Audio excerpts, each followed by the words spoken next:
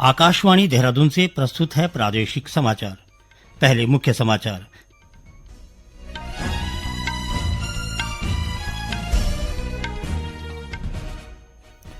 केदारनाथ यात्रा मार्ग पर राहत और बचाव कार्य युद्ध स्तर पर जारी। अब तक 9,000 से अधिक श्रद्धालुओं का रेस्क्यू किया गया।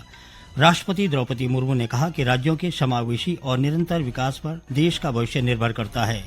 स्वास्थ्य मंत्रालय ने प्रत्यारोपण के लिए मानव अंगों को लाने ले जाने संबंधी दिशा निर्देश जारी किए। और पेरिस ओलंपिक बैडमिंटन सेमीफाइनल में आज लक्ष्य सेन का मुकाबला डेनमार्क के विक्टर एक्सेलसेन से होगा। नमस्कार। दोपहर समाचारों के साथ मैं सुशील पुरोहित और अब समाचार विस्तार से। केदारनाथ धाम और यात्रा मार्ग के विभिन्न पड़ावों पर राहत और बचाव अभियान युद्ध स्तर पर जारी है। केदार घाटी में जारी रेस्क्यू कार्यों में तेजी लाने के लिए अब सेना की भी मदद ली जा रही है। राहत और बचाव अभियान के चौथे दिन आज सेना की मदद से सोनप्रयाग से गौरीकुंड को जोड़ने के लिए वैकल्पिक पुल का निर्माण किया जा रहा है। यह मार्ग अतिवृष्टि के कारण पूरी तरह से क्षतिग्रस्त हो गया था। इसके अलावा हेलीकॉप्टर की सहायता से फंसे हुए लोगों को एयरलिफ्ट किया जा रहा है। साथ ही एनडीआरएफ, एसडीआरएफ, डीडीआरएफ, पुलिस और जिला प्रशासन की मदद से तीर्थयात्रियों को पैदल मार्ग से सुरक्षित स्थानों पर लाया जा रहा है। बुधवार को केदार घाटी क्षेत्र में अतिवृष्टि के बाद भूस्खलन के कारण हजारों श्रद्धालु यात्रा मार्ग पर विभिन्न स्थानों पर फंस गए थे। राहत और बचाव अभियान के तहत अब तक करीब 9,000 श्रद्धालुओं को रेस्क्यू कर लिया गया है। अभी भी क्षेत्र में लगभग 500 लोग फंसे हैं, जिन्हें जल्द ही रेस्क्यू किए जाने की उम्मीद है। राष्ट्रपति द्रौपदी मुर्मू ने कहा है कि राज्यों के समावेशी और निरंतर विकास पर देश का भविष्य निर्भर करता है और सभी राज्यों को एक दूसरे की सर्वोत्तम कार्यशैली और अनुभवों से सीखकर आगे बढ़ना चाहिए। राज्यपालों का 2 दिन का सम्मेलन कल राष्ट्रपति भवन में संपन्न हुआ। राष्ट्रपति द्रौपदी मुर्मू ने सम्मेलन में एक दूसरे के अनुभवों से सीखने की भावना से की गई व्यापक चर्चा के लिए राज्यपालों की प्रशंसा की। राष्ट्रपति ने कहा कि राजभवनों का माहौल भारतीय जीवन शैली के अनुरूप होना चाहिए और राज्यपालों को आम लोगों के साथ जुड़ने के प्रयासों को तेज करना चाहिए। इस अवसर पर उपराष्ट्रपति जगदीप धनखड़ ने कहा कि राज्यपालों को अपने राज्य सरकार के साथ लगातार संवाद बनाए रखना चाहिए। सम्मेलन में प्रधानमंत्री मोदी ने राज्यपालों से अपील की कि वे राजभवनों में शासन का आदर्श मॉडल विकसित करें। मुख्यमंत्री पुष्कर सिंह धामी ने केंद्रीय सड़क परिवहन और राजमार्ग मंत्री नितिन गडकरी से फोन पर बातचीत कर प्रदेश में अतिवृष्टि में क्षतिग्रस्त सड़कों की जानकारी दी। इस दौरान श्री धामी ने केंद्रीय मंत्री से क्षतिग्रस्त सड़कों के पुनर्निर्माण में सहयोग का अनुरोध किया। मुख्यमंत्री ने केंद्रीय मंत्री को बताया कि राज्य में चारधाम सहित अन्य राष्ट्रीय राजमार्गों को अतिवृष्टि से भारी नुकसान हुआ है। उन्होंने कहा कि बरसात के बाद चारधाम यात्रा सहित प्रदेश में पर्यटकों का आवागमन तेजी से बढ़ेगा, जिसके लिए समय पर सड़कों की मरम्मत की जानी जरूरी है। मुख्यमंत्री ने श्री गडकरी से सड़कों की मरम्मत के लिए केंद्रीय सड़क सुरक्षा निधि के तहत आवश्यक धनराशि स्वीकृत किए जाने का भी अनुरोध किया। नैनीताल उच्च न्यायालय ने राज्य में सहायक अध्यापक प्राथमिक शिक्षा की भर्ती में प्रदेश के जिला शैक्षिक प्रशिक्षण संस्थान डाइट के अलावा दूसरे राज्यों के डीएलएड प्रमाण पत्र के साथ आवेदन करने वाले अभ्यर्थियों की दावेदारी रद्द करने के निर्णय को सही ठहराया है। न्यायमूर्ति पंकज पुरोहित की एकल पीठ ने इस मामले पर सुनवाई की।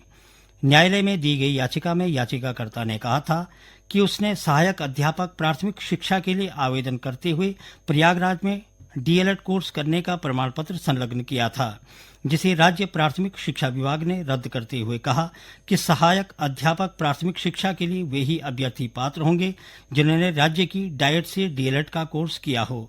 सरकार की ओर से कहा गया कि वह राज्य की डाइट से ही डीएलएड कोर्स की शर्त विज्ञापन में पहले से ही लिखी है। सैनिक कल्याण मंत्री गणेश जोशी ने देहरादून स्थित गुनियाल गांव में निर्माणाधीन सैन्य धाम का निरीक्षण किया। इस दौरान उन्होंने संबंधित अधिकारियों को आवश्यक निर्देश दिए।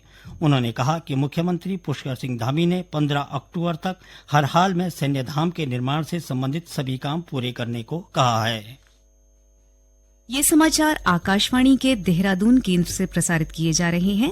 ताजा समाचार के लिए आप हमारे सोशल मीडिया एक्स व Facebook page Akashvani news Uttarakhand को फॉलो कर सकते हैं।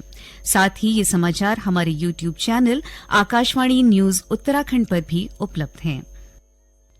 स्वास्थ्य मंत्रालय ने मानव अंगों को प्रत्यारोपण के लिए सही समय पर अस्पताल पहुंचाने के प्रोविजन से मानक संचालन प्रक्रिया जारी की है।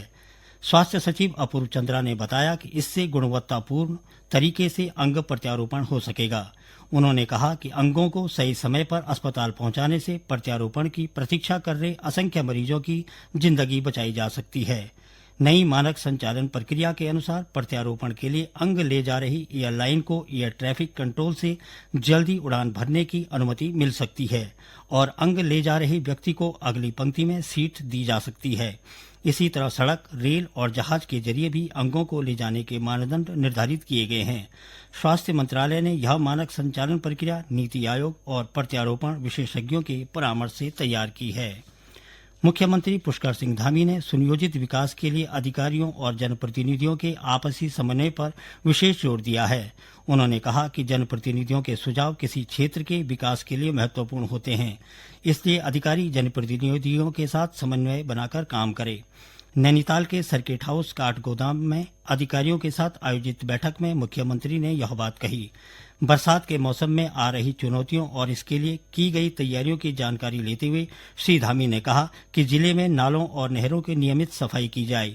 उन्होंने कहा, मानसून अभी करीब 1 महीने और रहेगा, इसलिए आपदा की स्थिति के लिए तैयार रहकर सभी तैयारियां दुरुस्त रखी जाएं। जिले में जल जीवन मिशन के तहत संचालित कार्यों की धीमी गति पर गहरी नाराजगी जताते हुए श्री धामी ने कहा कि आने वाले दिनों में सभी व्यवस्थाएं ठीक कर ली जाएं। उन्होंने कहा कि व्यवस्थाओं के ठीक न होने की शिकायत मिलने पर संबंधित अधिकारी की जिम्मेदारी तय की जाएगी। राज्य सरकार ने हल्द्वानी और श्रीनगर गढ़वाल मेडिकल कॉलेज के बाद राजकीय दून मेडिकल कॉलेज में विभिन्न संकायों की 3 फैकल्टी और 2 मेडिकल ऑफिसर्स की नियुक्ति को मंजूरी दे दी है। इससे छात्रों और मरीजों को लाभ मिलेगा। प्रदेश के राजकीय मेडिकल कॉलेजों में फैकल्टी की कमी को दूर करने के प्रयास राज्य सरकार की ओर से लगातार किए जा रहे हैं। सभी अभ्यर्थियों का चयन हेमवती नंदन बहुगुणा उत्तराखंड चिकित्सा शिक्षा विश्वविद्यालय के कुलपति की अध्यक्षता में गठित साक्षात्कार समिति ने साक्षात्कार के माध्यम से किया। चयनित अभ्यर्थियों को संविदा के आधार पर मेडिकल कॉलेज में नियुक्ति प्रदान की गई है। पेरिस ओलंपिक में बैडमिंटन में पुरुषों की सिंगल्स स्पर्धा के सेमीफाइनल मुकाबले में लक्ष्य सेन का मुकाबला आज दोपहर डेनमार्क के विक्टर एक्सेलसेन से है। लक्ष्य सेन इतिहास रचने की दहलीज पर हैं। वे पहले भारतीय पुरुष शटलर हैं जो बैडमिंटन की एकल स्पर्धा में ओलंपिक में फाइनल मुकाबले में पहुंचे हैं। लक्ष्य सेन आज का मैच जीतते हैं तो वे ओलंपिक पोडियम पर पहुंचने वाले पहले भारतीय पुरुष बैडमिंटन खिलाड़ी भी बन जाएंगे। कांवड़ यात्रा संपन्न होने के बाद हरिद्वार के जिलाधिकारी धीरज सिंह गर्ब्याल ने कांवड़ मेले से प्रत्यक्ष अप्रत्यक्ष रूप से जुड़े सभी कर्मचारियों, अधिकारियों व संगठनों से जुड़े लोगों को भविष्य में मेले को और ज्यादा व्यवस्थित बनाने के लिए सुझाव मांगे हैं।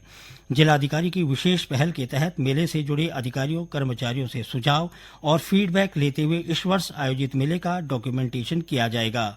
सामाजिक संगठन और व्यापारिक संगठनों से जुड़े लोग भी अपने सुझाव दे सकते हैं। जिलाधिकारी ने कहा कि हर वर्ष मेले में आने वाले श्रद्धालुओं की संख्या में वृद्धि हो रही है।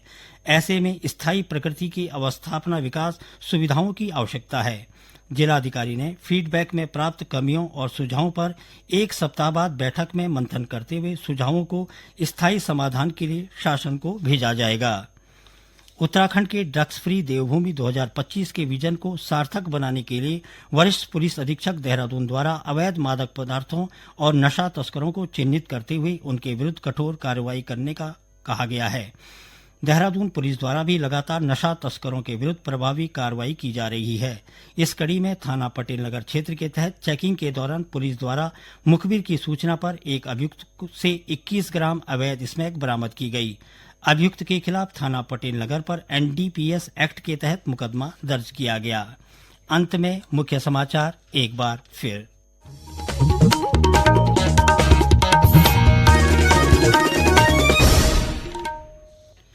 केदारनाथ यात्रा मार्ग पर राहत और बचाव कार्य युद्धस्तर पर जारी। अब तक 9000 से अधिक श्रद्धालुओं का रेस्क्यू किया गया। राष्ट्रपति द्रौपदी मुर्मू ने कहा, राज्यों के समावेशी और निरंतर विकास पर देश का भविष्य निर्भर करता है। स्वास्थ्य मंत्रालय ने प्रत्यारोपण के लिए मानव अंगों को ले जाने से संबंधित दिशा निर्देश जारी किए और पेरिस ओलंपिक बैडमिंटन सेमीफाइनल में आज लक्ष्य सेन का मुकाबला डेनमार्क के विक्टर एक्सेलसेन से होगा। इसके साथ ही प्रादेशिक समाचार का ये बुलेटिन समाप्त हुआ। नमस्कार।